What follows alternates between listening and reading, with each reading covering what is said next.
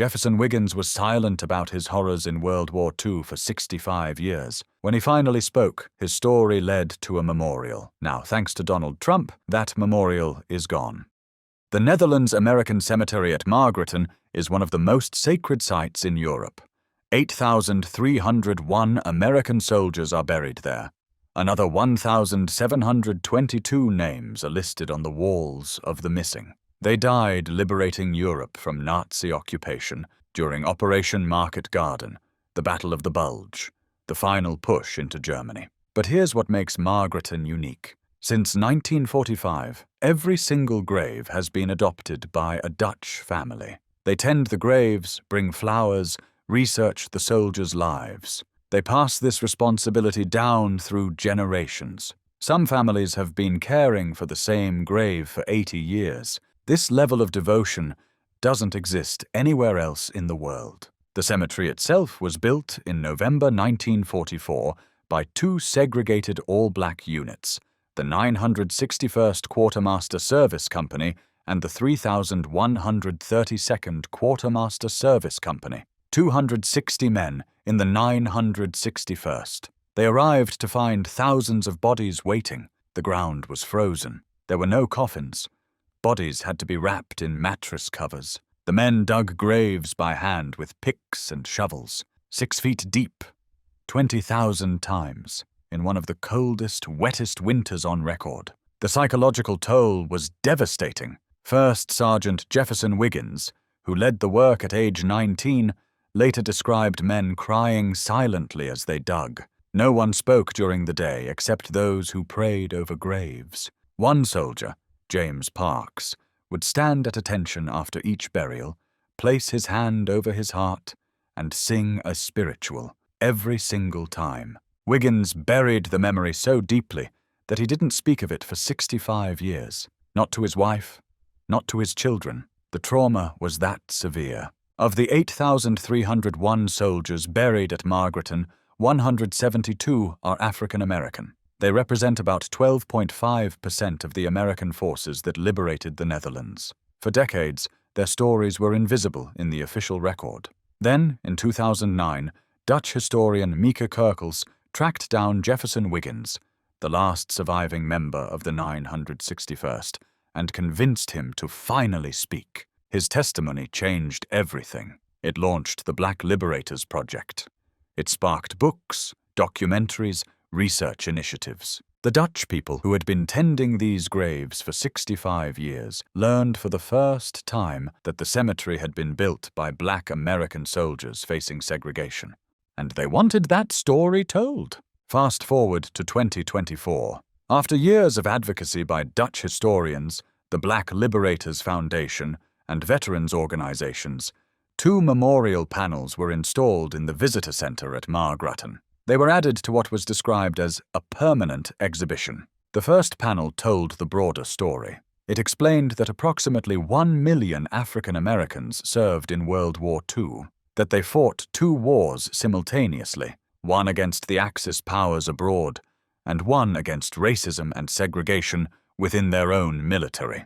That many were confined to support roles not because of ability, but because of the color of their skin. And it detailed one of the most traumatic of those roles, graves registration work, burying the dead. The second panel honored a specific soldier, George H. Pruitt, a telephone engineer with the 3132nd Quartermaster Service Company. He survived the entire war, made it through the liberation, through the brutal winter, through everything. Then, on June 10th, 1945, 1 month after Victory in Europe Day, he saw a comrade fall into a river. Pruitt dove in to save him. Both men drowned. George Pruitt died performing an act of selfless heroism after the fighting was over. These panels were factual. They were respectful. They told a story that had been systematically excluded from the historical record. The Dutch community celebrated them. Veterans organizations praised them.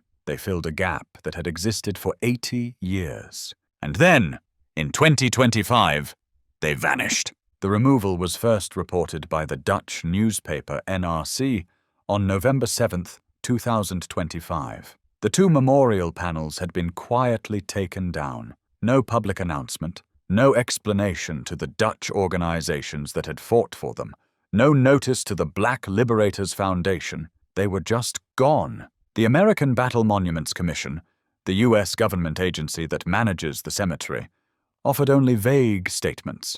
A spokesperson told the NRC that the George Pruitt panel was part of a rotating exhibit, but they provided no explanation for the removal of the other panel, the one about the 961st Quartermaster Service Company, the one that explicitly mentioned segregation, the one that described the two-front war black soldiers had to fight. The timing was impossible to ignore. The panels had been installed in 2024 under the Biden administration. They were removed in 2025, shortly after Trump took office, and according to multiple Dutch news reports, the removal followed a complaint from the Heritage Foundation. Let's talk about the Heritage Foundation. It's one of the most powerful conservative think tanks in America, and it has enormous influence in the Trump administration. The foundation authored Project 2025, the 900-page blueprint for reshaping the federal government that Trump has publicly distanced himself from while quietly implementing. When Trump took office in January 2025, one of his first actions was signing an executive order terminating all diversity, equity, and inclusion programs across federal agencies. Every DEI office was to be shut down. Every DEI contract cancelled. Every chief diversity officer position eliminated. The Heritage Foundation immediately began monitoring federal agencies for compliance. They weren't just waiting for agencies to follow the order. They were actively hunting for violations, and they were public about it. In March 2025, the Heritage Foundation released a report documenting their inquiry into the American Battle Monuments Commission. The ABMC, the agency that manages military cemeteries overseas, had still been displaying information about its chief diversity officer on its website weeks after Trump's order. The Heritage Foundation contacted them, demanded to know why they hadn't complied. Within days, the ABMC announced full compliance. The chief diversity officer was placed on administrative leave. The DEI statement was moved behind a password-protected page. All DEI content was scrubbed from the website. That's the context. The Heritage Foundation was actively policing federal agencies, forcing them to eliminate anything it classified as DEI-related. And then, according to Dutch news reports and academic researchers tracking this issue, the Heritage Foundation filed a complaint about the Margraten panels. The complaint allegedly argued that the panels violated Trump's executive order, that they were divisive, that they represented woke ideology, and the panels disappeared. Here's what's so insidious about this. The panels didn't express opinions. They stated facts, facts that are documented in military records, oral histories, and academic research. We know the U.S. military was segregated during World War II, and that black soldiers faced systematic discrimination within the armed forces. It's known that black soldiers were disproportionately assigned to service roles, including graves registration, and that the 961st and 3,132nd Quartermaster Service Companies built Netherlands American Cemetery. We know the work was psychologically traumatic, and that George H. Pruitt drowned trying to save a comrade on June 10, 1945. None of this is disputed. None of this is controversial among historians. It's simply what happened.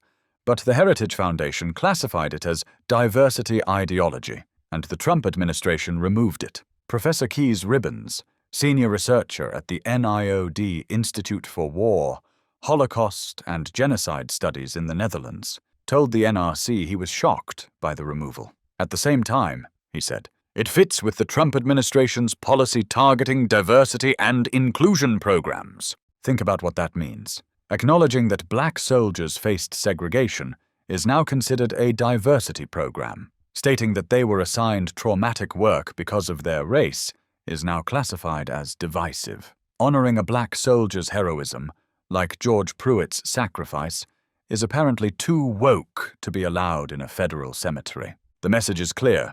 If history makes people uncomfortable, erase it. The response in the Netherlands has been swift and intense. Theo Bovens, chairman of the Black Liberators in the Netherlands Foundation, condemned the removal. Bovens isn't just a left-wing activist. He's a prominent conservative politician, leader of the Christian Democratic Appeal Party, and a former governor. He said the lack of attention paid to black liberators is truly insufficient, and announced he would raise the issue with the new U.S. ambassador to the Netherlands. 11 political parties in the provincial states of Limburg, representing nearly the entire political spectrum, have demanded action. They've asked local government to investigate whether a temporary memorial can be erected to honor the black American liberators while the panels remain removed. Dutch historians who spent years uncovering these stories are outraged. Mieke Kerkels, who tracked down Jefferson Wiggins and wrote the book From Alabama to Margraten, expressed shock. Sebastian Vonk, who co-founded the Black Liberators Project, echoed her concerns. Veterans organizations have condemned it. The Adoption Foundation that manages the Grave program has spoken out, because to the Dutch, this isn't politics. This is memory. This is gratitude. For 80 years they've honored these soldiers. They've tended their graves. They've researched their lives. They've treated this cemetery as sacred ground. And when they learned that it had been built by black soldiers facing segregation, they wanted that story honored alongside the rest. They fought for those panels to be installed. And now, an American political organization has successfully lobbied for their removal. Here's what makes this particularly stark. The Trump administration removed panels honoring black soldiers who fought against fascism. Meanwhile, Trump signed an executive order which allowed the return of a massive Confederate monument to Arlington National Cemetery. That monument was removed from Arlington in 2023 after years of controversy. It depicts enslaved people as willing, happy servants. It shows a loyal mammy character nursing a white baby. It shows an enslaved man marching off to war alongside his Confederate master, portrayed as a faithful servant rather than a person held in bondage. The monument was designed to promote the lost cause mythology, the false narrative that the Confederacy fought for noble principles and that enslaved people were content with their condition. It's propaganda, it's historically dishonest, and it glorifies an army that fought to preserve slavery. Trump wants it back in Arlington National Cemetery. He's called its removal ridiculous and ordered it restored. So let's be clear about what we're seeing. Factual panels about black soldiers who faced segregation while fighting fascism, removed. A Confederate monument that glorifies slavery, restored. Panels that acknowledge racism, classified as divisive. A monument that romanticizes the Confederacy, considered appropriate. The story of Jefferson Wiggins and the 961st Quartermaster Service Company, erased. The myth of the loyal slave, celebrated. This isn't about reducing divisiveness. This isn't about moving beyond identity politics. This is about controlling which version of history gets told. The American Battle Monuments Commission has maintained that the removal was simply a scheduled rotation of temporary exhibits, that it was routine, that it had nothing to do with politics. But that explanation falls apart under the slightest scrutiny. First, the panels were described as part of a permanent exhibition when they were installed in 2024. Not temporary, not rotating, permanent. Second, if this was a planned rotation, why wasn't the public informed in advance? Why was there no announcement about what exhibits would replace them? Why did the ABMC only offer vague explanations after the Dutch press broke the story? Third, why would you rotate out the only panels in the entire visitor center that tell the story of the men who built the cemetery? What possible logic justifies removing that specific piece of history? And fourth, the timing. The panels were installed under Biden, removed under Trump, after the Heritage Foundation filed a complaint, after the Heritage Foundation had already successfully forced the ABMC to eliminate its DEI programs. That's not routine. That's political pressure. That's censorship. Here's what visitors to Margraten won't see anymore. They won't read about how Jefferson Wiggins and 275 other black soldiers were crammed below deck on a troop ship, while white soldiers enjoyed the comfort above. They won't read about how these men dug 20,000 graves in frozen ground, breathing in the smell of decomposition for months, some of them crying as they worked. They won't read about how they buried white Americans who, in life, wouldn't have let them sit in the same room. They won't read about George Pruitt, who dove into a river to save a comrade and drowned 1 month after the war ended. They won't read about the 172 black Americans buried at Margraten, 12.5% of the cemetery, whose stories were systematically excluded from the historical record until Dutch historians fought to uncover them. All of that has been removed, and tourists will walk through that visitor center and see a sanitized version of history. A version where segregation isn't mentioned, where the two-front war isn't acknowledged, where the trauma of black soldiers is invisible. The graves are still there. The Dutch families still tend them with love. But the panels are gone, and with them, a piece of truth has been erased. Not by time, not by accident, but by deliberate choice. There's a broader pattern here that extends far beyond one cemetery in the Netherlands. Since taking office, the Trump administration has systematically targeted any acknowledgement of racism in American history. The executive order banning DEI programs explicitly prohibits federal agencies from promoting what it calls divisive concepts, including the idea that the United States is fundamentally racist, or that any race is inherently oppressive. Sounds reasonable on the surface, but in practice, it's being used to censor factual historical information. Teaching about segregation in the military? That's divisive. Acknowledging that black soldiers faced discrimination? That's promoting racial division. Honoring the specific contributions of black service members? That's identity politics. The administration has gone after museums, historical sites, educational programs. Anything that explicitly names racism as a historical force is being classified as woke ideology and targeted for elimination. And it's working. The Margraten panels are gone. Educational materials at other military cemeteries are being reviewed. Historical markers that mention segregation are being reconsidered. The chilling effect is spreading. Because here's the thing. If federal agencies know that acknowledging racism will bring complaints from the Heritage Foundation and potential punishment from the administration, they'll self-censor. They'll remove information preemptively. They'll sanitize exhibits before anyone complains. That's already happening. And Margraten is just the most visible example. Jefferson Wiggins died in 2013. He was 88 years old. He'd spent 65 years in silence, then found the courage to speak. He told his story so the men of the 965th Quartermaster Service Company would be remembered. He told his story so George Pruitt and all 172 black Americans at Margraten wouldn't be forgotten. His wife, Janice, said he felt an obligation, that he wanted to give voice to men who came from humble beginnings, men whose service had never been officially recognized, men whose stories had been buried in the archives. And for a brief moment, from 2024 to 2025, those stories were finally told, officially. In a permanent exhibition at the cemetery they had built with their own hands. Jefferson Wiggins wasn't alive to see it, but his testimony made it possible. And now, 12 years after his death, the panels that honored his service and his trauma have been removed. The Heritage Foundation classified his story as divisive. The Trump administration agreed, and the American Battle Monuments Commission complied. Here's what we know for certain. 2 memorial panels were installed in 2024. They told the factual story of black soldiers who built Netherlands American Cemetery while facing segregation. They honored George Pruitt's heroic death. They acknowledged trauma and sacrifice. In 2025, after the Heritage Foundation filed a complaint, those panels were removed. The Trump administration's executive order against DEI programs created the legal justification. And now those stories are gone from the visitor center. The Dutch are fighting to restore them. 11 political parties are demanding action.